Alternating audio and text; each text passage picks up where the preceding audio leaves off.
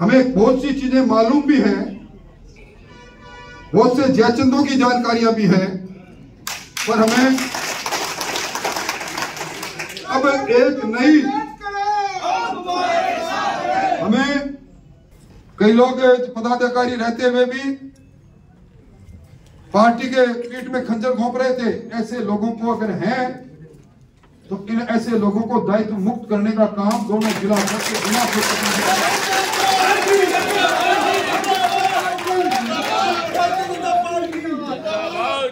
अभी हमें चुनाव में निकले, बूथ कमेटियां हमारी थी, हमारी बूथ कमेटियों में भी कहीं परिवर्तन और परिवर्तन की आवश्यकता हो तो इस काम को भी हमें निश्चित तौर पर करना है।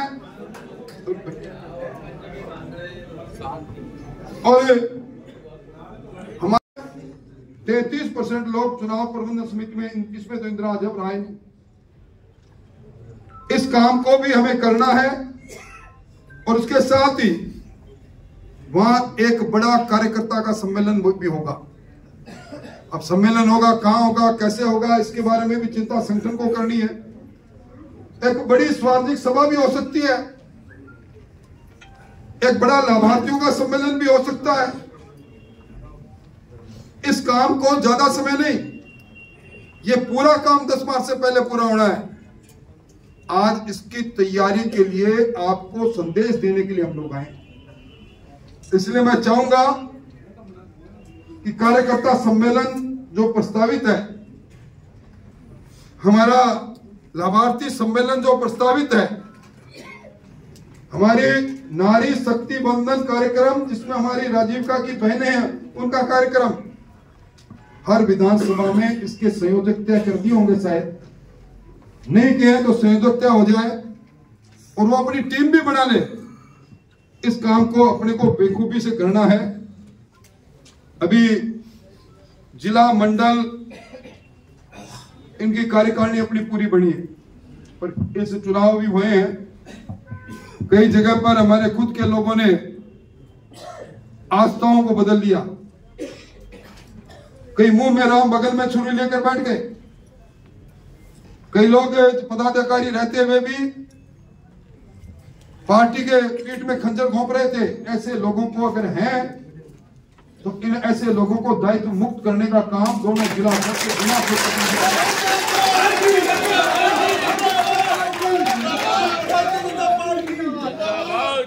अभी हमें चुनाव में निकले, बूथ कमेटियां हमारी थी, हमारी बूथ कमेटियों में भी कहीं परिवर्तन और परिवर्तन की आवश्यकता हो तो इस काम को भी हमें निश्चित तौर पर करना है। और हमारा व्हाट्सएप ग्रुप हर बूथ कमेटी पर बना हुआ हो। हमारी आईआईटी के जो लोग हैं उसकी चिंता करें। कॉल सेंटर की स्थापना होनी है, लोकसभा स्तर पर भी होनी है और विधानसभा स्तर पर भी होनी है। विधानसभा में, विधानसभा के चुनाव प्रबंधन कार्यालय में कॉल सेंटर कहां खुलेगा, लोकसभा में कहां खुलेगा, इस सब का बात करना है। आज 5 करोड़ से ज्यादा लाभार्थी राजस्थान में है। किसी को मकान मिला, किसी को उज्ज्वला गैस मिली, किसी को कैटल साइड का मकान मिला, किसी को कोई अलग अलग योजना में जुड़े, जल जीवन मिशन से जुड़े, आयुष्मान से लाभ मिला। अब इन सब लोगों के साथ पूरे राजस्थान में हमारा कार्यक्रम हो, हमारा संपर्क हो। उस नाते आपको भी अपने विधानसभा के अंदर इन लाभार्थियों से संपर्क करना है। हमारे 15 से 30 जनवरी तक दीवार का लंघन का काम होना था। कई जगह हुआ, कई जगह नहीं हुआ, पर इसको भी अपने को गति देनी है। 10 फरवरी से 10 फरवरी तक होल्डिंग आ जाएंगे। उम्मीदवार आए कि नहीं आए, 10 फरवरी से होल्डिंग लगने प्रारंभ होने का कार्यक्रम था। उस कार्यक्रम को भी अंजाम देना है। और एक जो हमारा लक्ष्य रखा था, हर बूथ पर कम से कम 10% मतों की बढ़ोतरी। बूथ की संरचना, बूथ के अंदर बूथ का जो ग्रेडिंग हमारे सामने है, लोकसभा और दोनों विधानसभा में जीते ए ग्रेड, लोकसभा में जीते, विधानसभा में एक में नहीं जीते बी ग्रेड, और लोकसभा और विधानसभा किसी में नहीं जीते सी ग्रेड। ग्रेडिंग हमारे पास हमारे बूथ की हर जगह पर 10% बूथ में हमारा वोट कैसे बढ़े इसकी चिंता करनी चाहिए। आज जो हमारे विस्तारक भाई काम कर रहे हैं, 531 लोकसभा के अंदर 3000 लोगों ने घर छोड़ रखा है, घर बार छोड़ के विस्तारक काम कर रहे हैं। अब उन विस्तारकों को भी उनकी भूमिका और उनके कार्य के साथ हमें किस प्रकार जुड़े, ये जो कुल हमारा वोट बैंक है उसमें 10% का इजाफा कैसे हो, वोट में जो स्विंग हुआ उसमें किस प्रकार हम आगे बढ़े, इसके बारे में निश्चित तौर पर हम सब लोगों को काम करना है। और ये महिला स्वयं से सहायता समूह से भी जितने एसएचजी हैं, इसमें सीआरपी जो है, जो रिसोर्स पर्सन जिनको हम कहते हैं, उनकी संख्या देश में 6 लाख है। इनसे संपर्क करना है अपने को। राजस्थान में लगभग 25 लाख से ज्यादा बहनें इससे जुड़ी हुई हैं। उनसे किस प्रकार हमारा संपर्क हो, इस बात को भी अपने को करना है, क्योंकि 3 करोड़ लखपति दीदी भी तो अपने को बढ़ानी है। आज जिस प्रकार की योजना बनी, मैं समझता हूं कि चाहे हमारा आने वाला बजट और चाहे आप हमारी भजन लाल जी की सरकार का बजट, इन दोनों की चर्चा 450 रुपए में गैस का सिलेंडर, ये जो अन्नपूर्णा योजना थी, इसके अंदर 600 ग्राम 400 ग्राम से 600 ग्राम करने की बात, किसान सम्मान निधि में 2000 रुपए की बढ़ोतरी की बात, गेहूं में बोनस पर गेहूं खरीदने की बात, और आपने देखा होगा पेपर माफियों पर जिस प्रकार का शिकंजा कसा है। इन सारी बातों को लेकर भी अपने सब लोगों को आगे करना है। अभी 5 लाख से अधिक घरों में मुफ्त में बिजली, 300 यूनिट तक की ये भी लक्ष्य रखा है। तो मैं समझता हूं कि हम सब लोगों को मिलकर इस हिंदुस्तान के वैभव को आगे ले जाने के लिए दुनिया के सबसे लोकप्रिय नेता के हाथ को मजबूत करना है। विधानसभा के चुनाव की खट्टी मीठी स्मृतियां हमारे मन में हैं, हमें बहुत सी चीजें मालूम भी हैं, बहुत से जयचंदों की जानकारियां भी हैं, पर हमें अब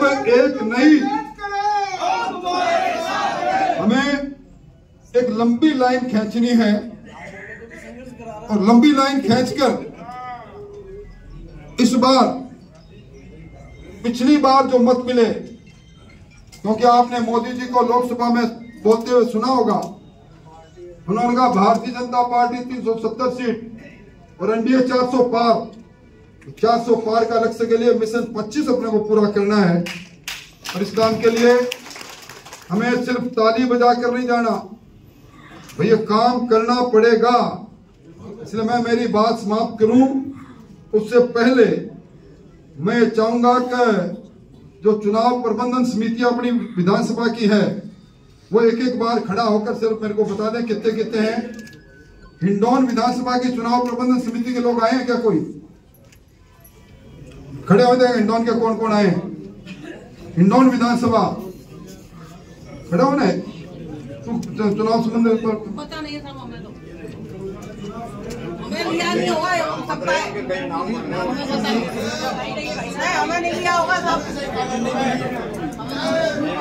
एक मिनट प्रभारी जी, ये हिंडौन की चुनाव प्रबंधन समिति, उसके बारे में हम विधानसभा पूछ रहा हूँ।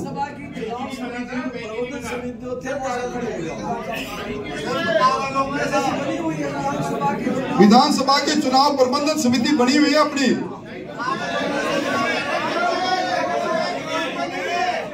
बैठिए बैठिए बैठिए, मेरा विराजो, चलो सपोटरा विधानसभा की चुनाव प्रबंधन समिति,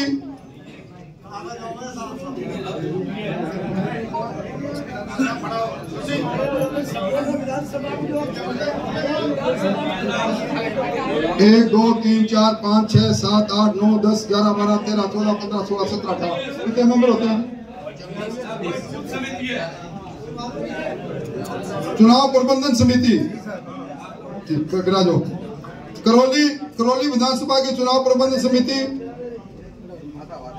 करौली विधानसभा के चुनाव प्रबंधन समिति करौली 1 2 3 4 5 6 7 8 9 10 11 टोटा भीम विधानसभा की चुनाव प्रबंधन समिति,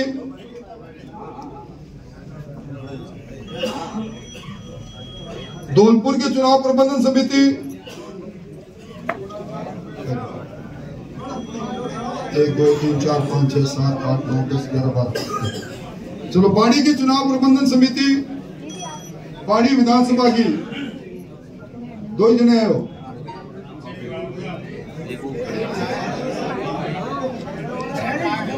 बसेड़ी की चुनाव प्रबंधन समिति,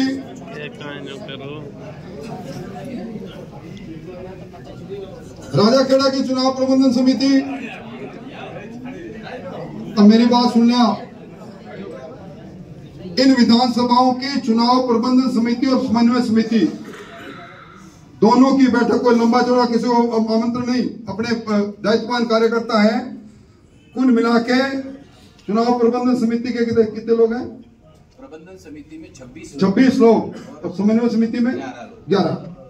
इन लोगों की बैठक होनी है 3 दिन के अंदर। मंडल अध्यक्ष महोदय और जिला अध्यक्ष महोदय जो प्रभारी आपका उसको भेजिए और इस चुनाव प्रबंधन समिति की 3 दिन में बैठक करो, क्योंकि 20 तारीख के बाद में अगर अमित शाह साहब यहाँ आ गए और वो पूछेंगे ये रहेगा तो मामला जमेगा नहीं। ये कर लीजिए आप और उसके अंदर खुली चर्चा करके उसके अंदर अगर परिवर्तन करना है प्रभारी जिले के प्रभारी जाइए आप सब जगह, जो परिवर्तन करना है। सोमकांत जी को एक टेलीफोन करो, एक हमारे प्रभारी जी को करो, करिए आप, विलंब नहीं भाई। लोकसभा की चुनाव प्रबंधन समिति, करौली धौलपुर लोकसभा की चुनाव प्रबंधन समिति के लोग हैं क्या यहाँ?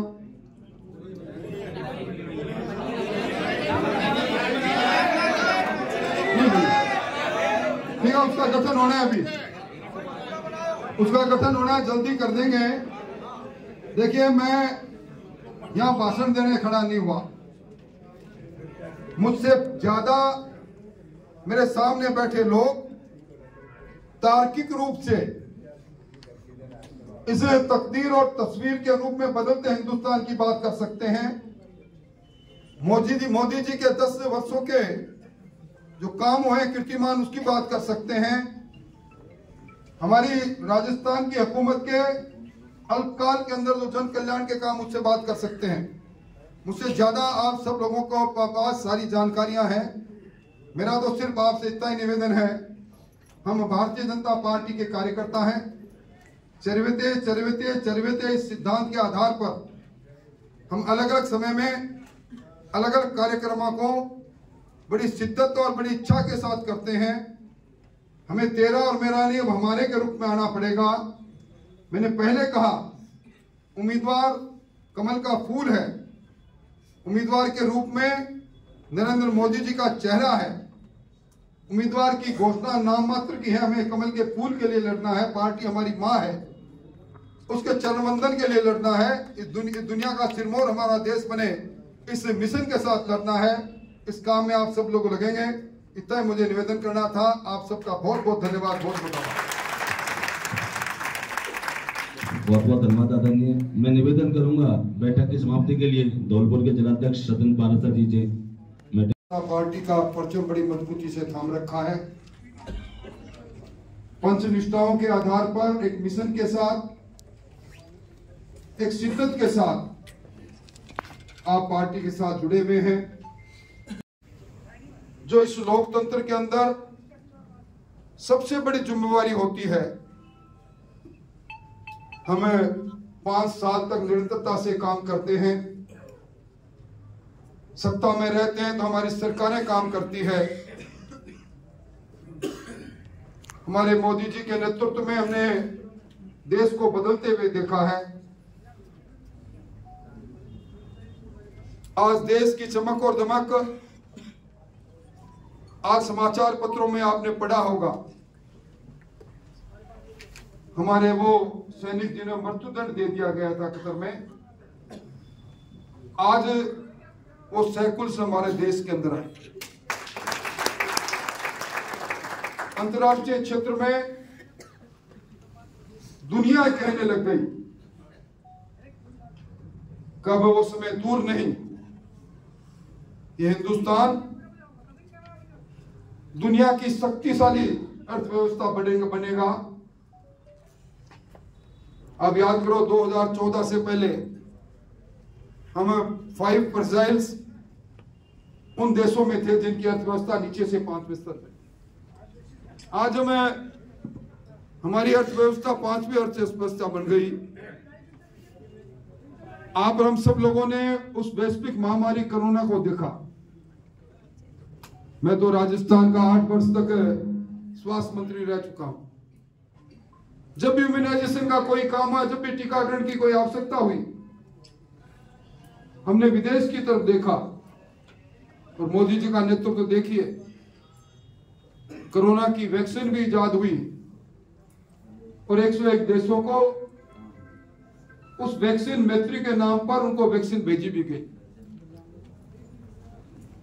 तो अब पुणे की सरकार बने 2047 में, जो मकसद, जो उद्देश्य, जो बात मोदी जी ने कही, हम दुनिया की पहली अर्थव्यवस्था बनेंगे, हम दुनिया के सिरमौर बनेंगे, हम दुनिया के अगुवाई करने वाला देश बनेगा,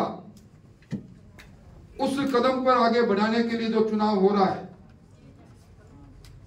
और जिस चुनाव की आचार संहिता 30 दिन दूर है, और उस चुनाव को, उस खंदक की लड़ाई को, उस लोकतंत्र के महायुद्ध को जो सेनानायक के रूप में लड़ेंगे, वो हमारी लोकसभा की चुनाव प्रबंधन समिति और विधानसभा की चुनाव प्रबंधन समिति,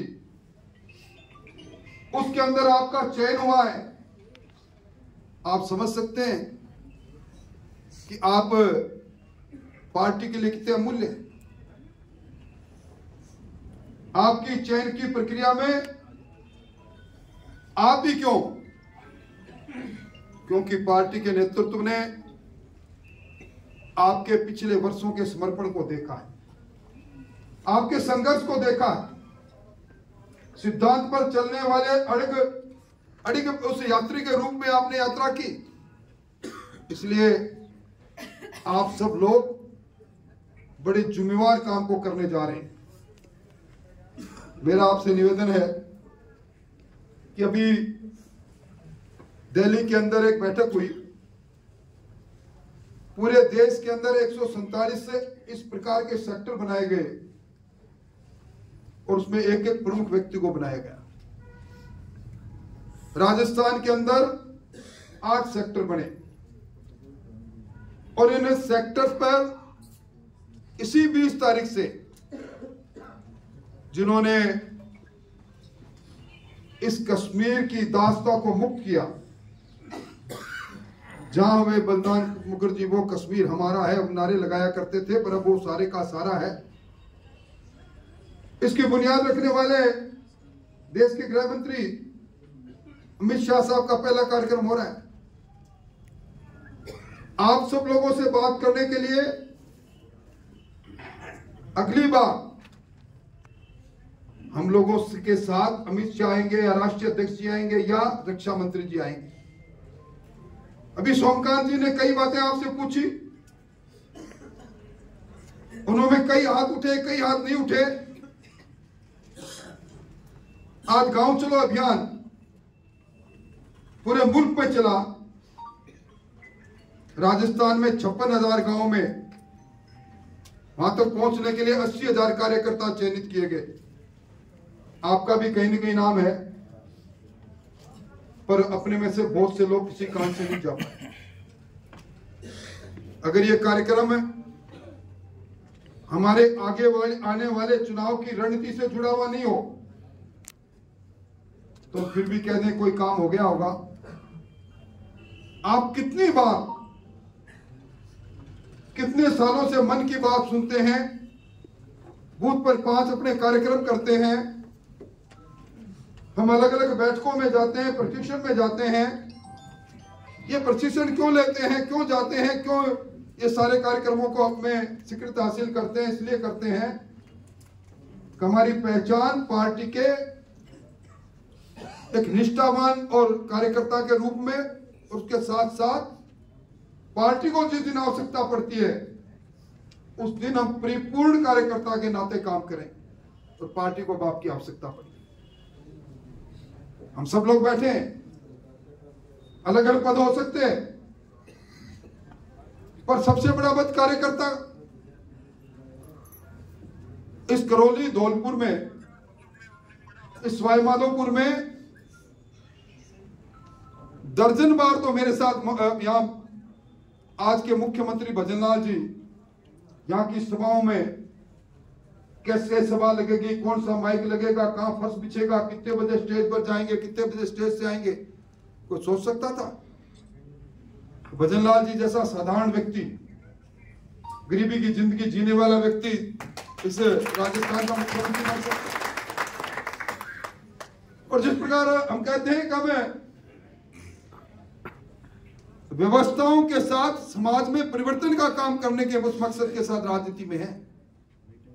अभी पीछे एक नौजवान ईआरसीपी की बात कर रहा था, आप याद कर लो, हम सवाईमाधोपुर में आ रहे थे, ईआरसीपी को लेकर कांग्रेस के लोग हमारे गाड़ियों के सामने काला झंडा लेकर खड़े थे।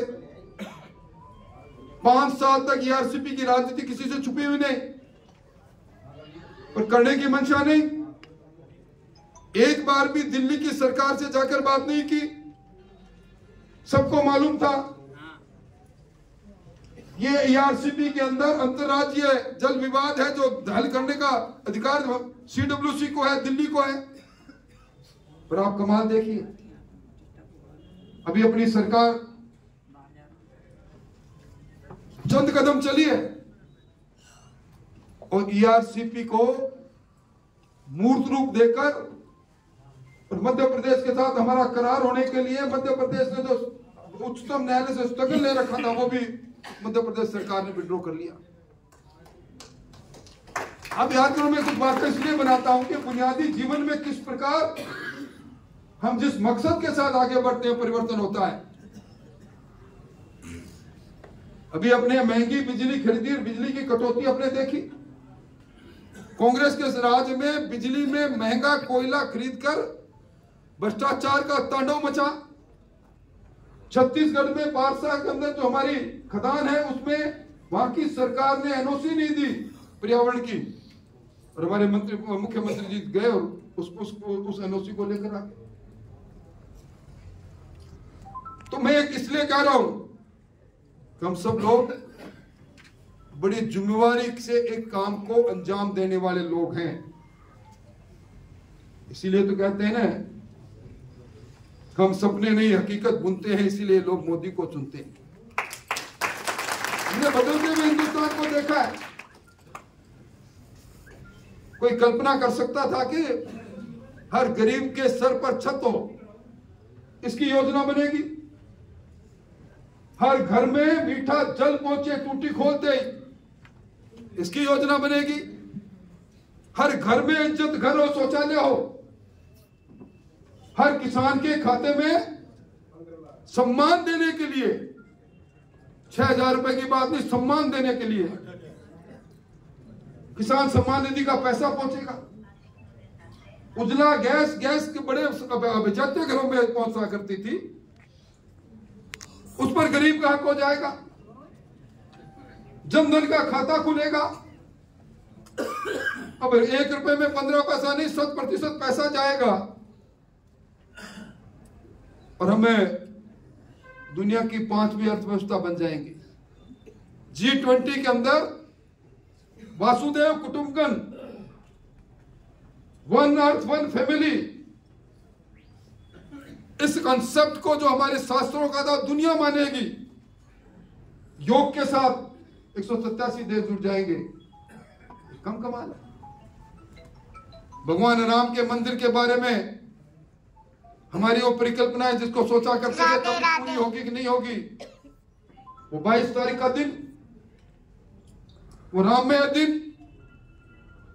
उस दिन की मैं कल्पना करके रोमांच हो जाता है। रामलला हम आएंगे, मंदिर वहीं बनाएंगे, मंदिर भी बना डाला, ये कम बात है। हमारी संस्कृति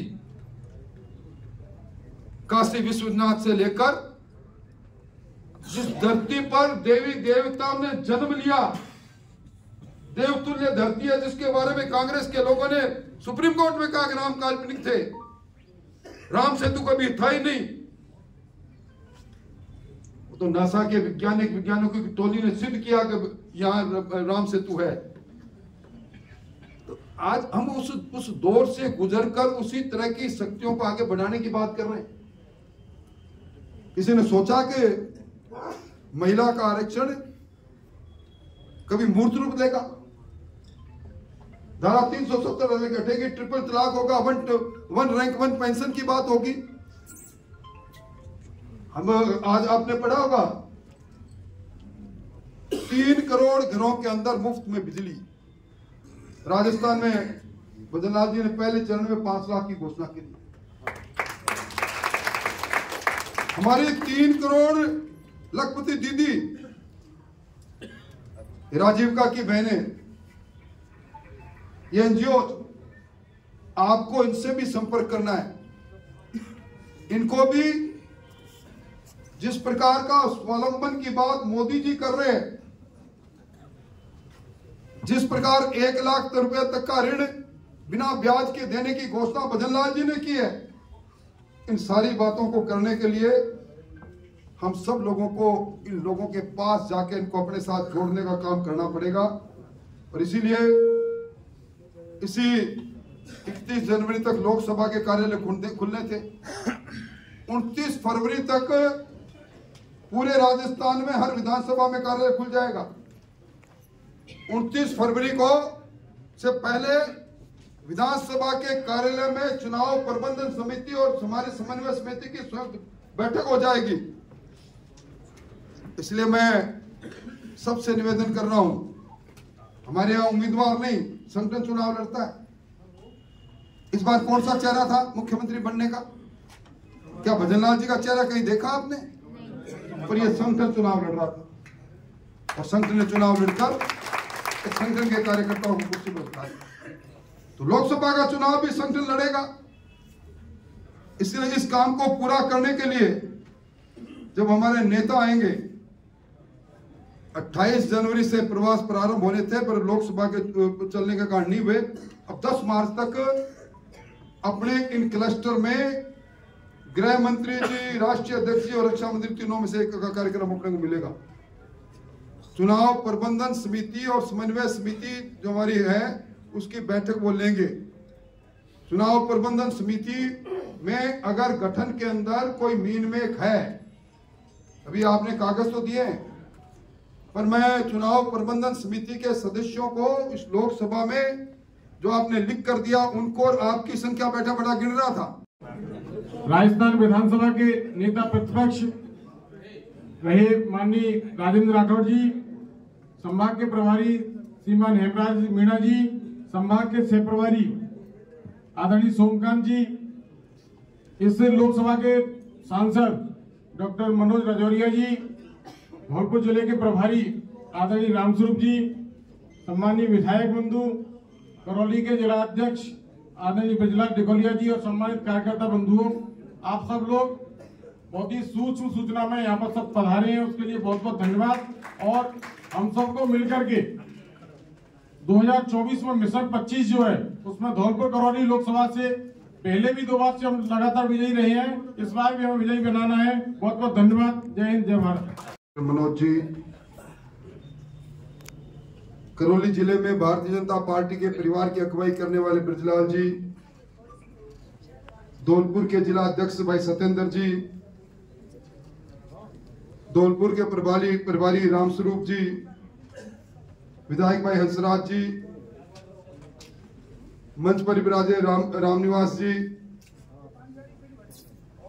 भाई धीरेन्द्र जी, गजेंद्र जी, पूर्व विधायक रमेश जी, राजकुमारी जी, गिरिराज सिंह जी, श्रीमती रानी जी, डॉक्टर शिवचरण जी और इस सभागृह में उपस्थित सभी वो दायित्ववान कार्यकर्ता।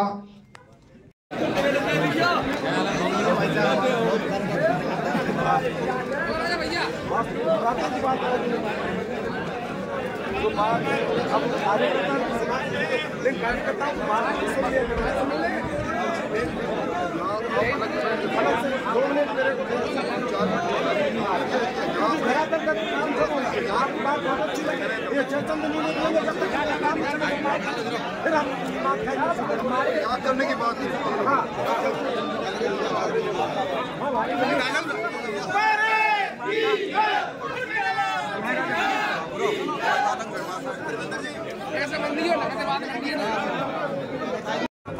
पार्टी का कार्यकर्ता हमेशा तैयार रहता है।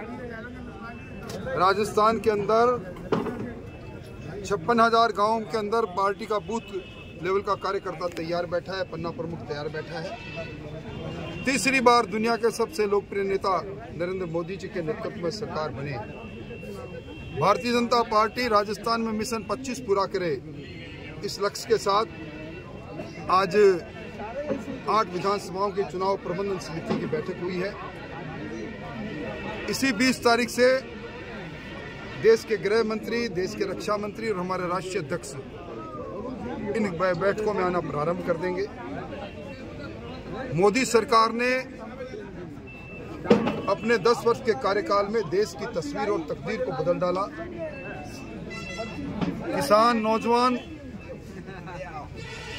महिला, बेरोजगार कोई ऐसा वर्ग नहीं रहा जिसके उत्थान का काम नहीं किया। इसलिए लोग दुनिया में हिंदुस्तान सरमौर बने इस कल्पना के साथ इस बार 400 पार सीटें जितवाएंगे। राजस्थान की सरकार भी मोदी जी की गारंटियों को पूरा करने में लगी है और निश्चित तौर पर ये सुशासन आया है और राजस्थान के अंदर 25 की 25 सीटें जीतेंगी। जिंदाबाद भजनलाल शर्मा जिंदाबाद जिंदाबाद जिंदाबाद अब की बार राइटर साहब जिंदाबाद राइटर साहब जिंदाबाद।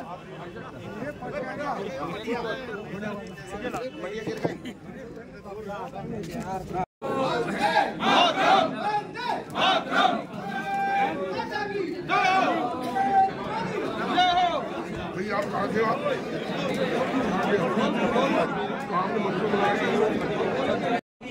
अरे आप 1 मिनट